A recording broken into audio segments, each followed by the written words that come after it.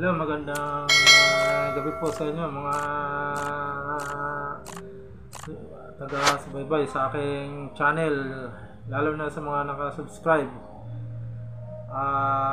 May gusto lang po akong i-share po sa inyo na isang prutas na kung saan ay pwede nyong itanim sa mga likod bahay ninyo o kaya sa mga backyard na mga bakante.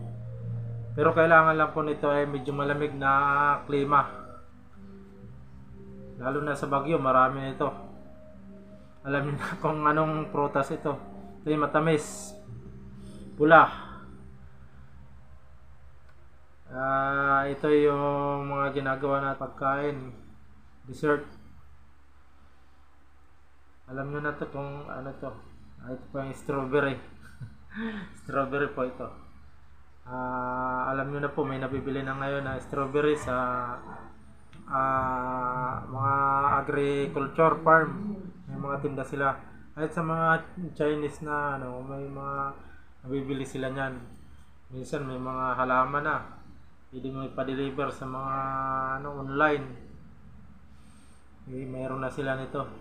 Ang kagandahan lang po nito, madali itong lumago at pamunga, alaga lang.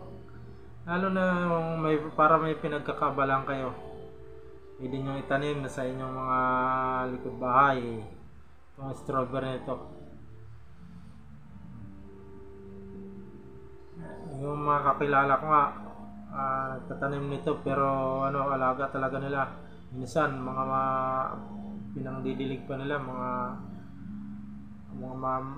parang malamig na tubig. Pero sa mga Baguio hindi na kasi malamig ng ng klima. Ayan. Papakita ko po sa inyo ang content ng aking video.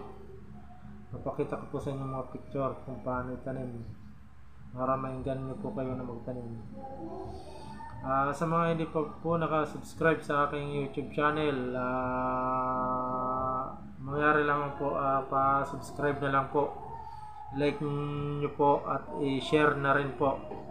Pindutin nyo po ang subscribe button sa aking YouTube channel, JBC Binarod Vloggers po, para updated po kayo sa mga susunod kong video. Ayun, maraming salamat mga ka-idol. Sana may matutunan kayo rito sa aking ipapanood sa inyong video. Maraming salamat po.